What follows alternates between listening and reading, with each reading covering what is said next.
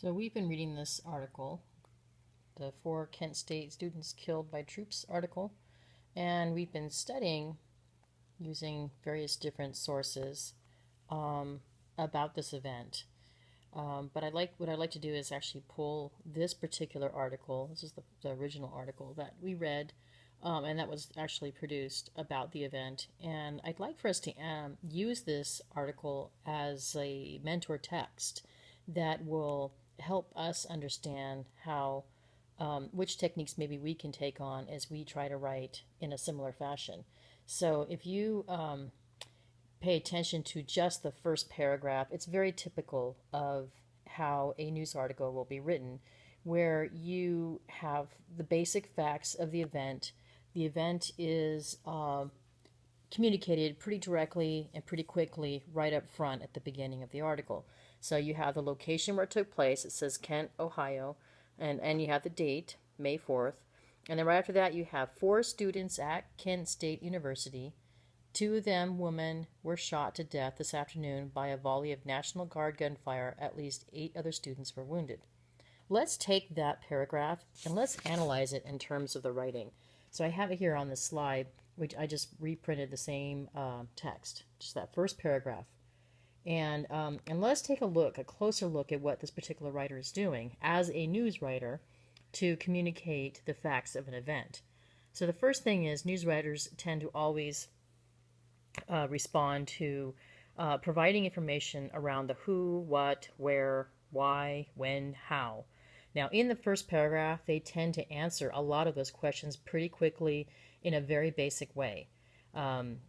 But they don't always respond to all of those questions. You may not necessarily know all the information you need to know about the event right away. So the facts that we have obtained just from this paragraph, without reading any further, are who, 4 killed students, also who, there were 8 wounded students. Okay, so we know that that's the who. How, we know that the National Guard shot some guns, because it says volley of National Guard gunfire. So they shot their guns. We don't know any more about the how, but we know that much. Where? Kent State University. When? It was this afternoon of this day, which it says the date right up front is May 4th. What? We know that it was some kind of shooting or gunfire, but we don't know why. We don't know what kind of gunfire. We don't know what kind of guns. We don't know what the event was. We don't know anything more than that. We just know that there was some kind of gunfire, a volley of gunfire. And then the why, we definitely don't know that. And the reason why the why might not be provided in this first paragraph, maybe because this author wants you to read on, and maybe that's where the explanation of the why will take place. Or maybe that's not the information that this author wants to highlight in that first paragraph. But in any case, we can see the approach that this news writer is using, where they're trying to give you some very quickly in the very first paragraph some basic information around these questions. However, even though a news article, as we're all taught to believe, is really supposed to be just information provided to a reader about what the news event is about and what has occurred, and to answer those basic questions, there still is some manipulation in the writing, and there are particular techniques that news writers use. And I want to pay attention to what this particular news writer is doing. So I'm just going to highlight 3 techniques. One of the techniques is news writers pay attention to the order in which they present the facts. So which fact they state first, second, third. That's a way of manipulating the reader into thinking something about the event. 2 other techniques: a choice of facts. So in other words, the news writer doesn't just choose in which order the facts go, but also chooses which facts they're going to present at all. Like maybe they won't even give you information about some of the facts. And the third technique that I wanted to talk about today is the choice of words. And we've talked about this before in other types of writing. I'll talk about it today in terms of what words you might choose in your writing of a news article to express a particular feeling about the event you're writing about. So like one example, which you'll see on the next slide, is that I can choose to say when I rewrite that paragraph, that news article that we just read, I can choose to say that the students were killed, or I can say that they died, or I can say that they were murdered.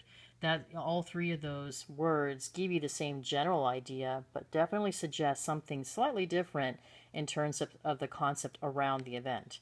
So let me give you some examples of what it looks like when you use these particular techniques in just one paragraph of a particular event.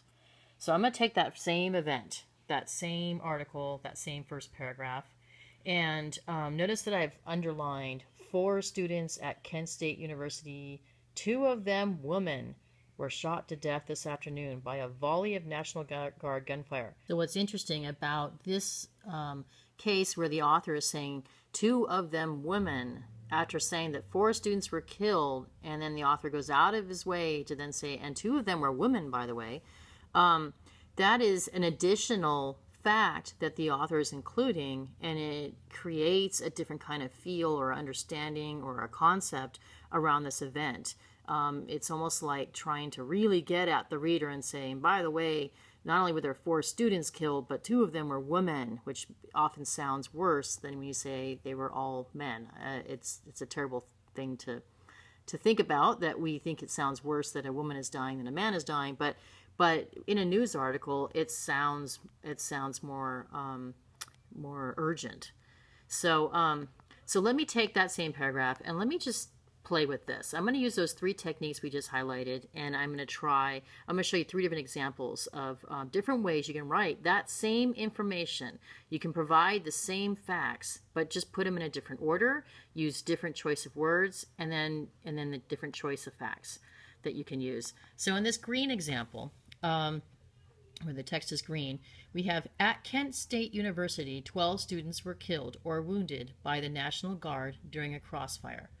So the first part that's underlined, at Kent State University, comma, 12 students, what I've done here is I put the emphasis on the fact that it's a university and that there are students involved.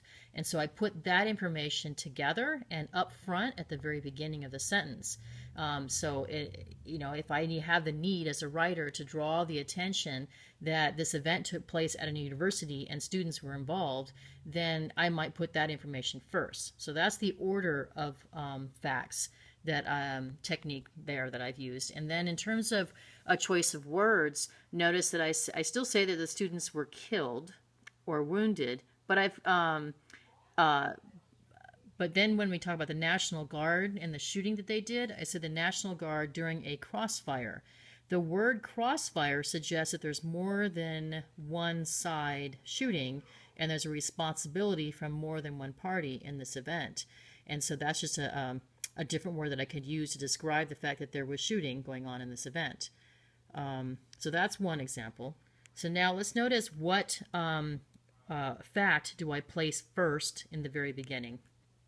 On this example, in the red text. In the red text, what I underline is, after the National Guard shot fire. So notice that what I'm emphasizing first is that, first of all, the National Guard was involved and they shot their guns, or they shot something in some way. So that's the emphasis there. And then after that, I say, at Kent State University, 4 students died and 8 others were sent to the hospital. Now, what I've done here with my choice of words is I've actually kind of smoothed over what really happened, what may have really happened. Instead of emphasizing that the students were murdered or killed, I said, well, they happened to die as a result of some event that took place involving the National Guard. And then saying that the 8 others were sent to the hospital.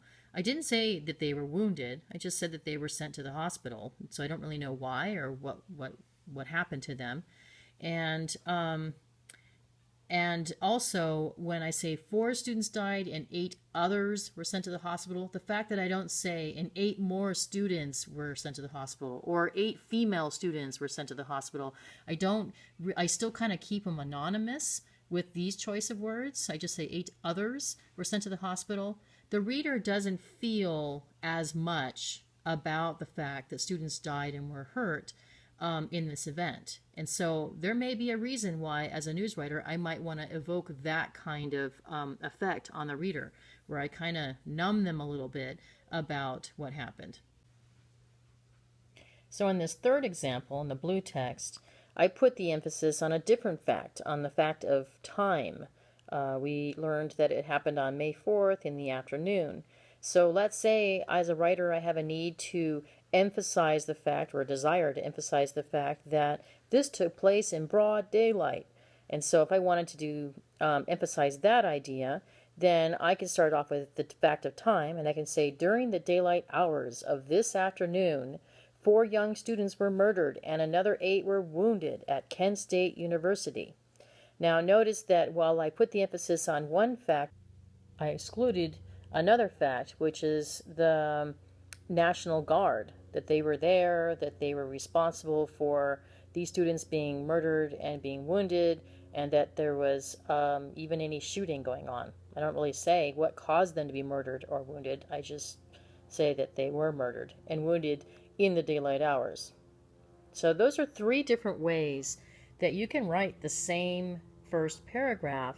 And again, in each case, the techniques that are being used in writing these 3 different paragraphs is we're paying attention to the order in which facts get stated, which facts, and then being deliberate about the words that I choose to express some of the facts.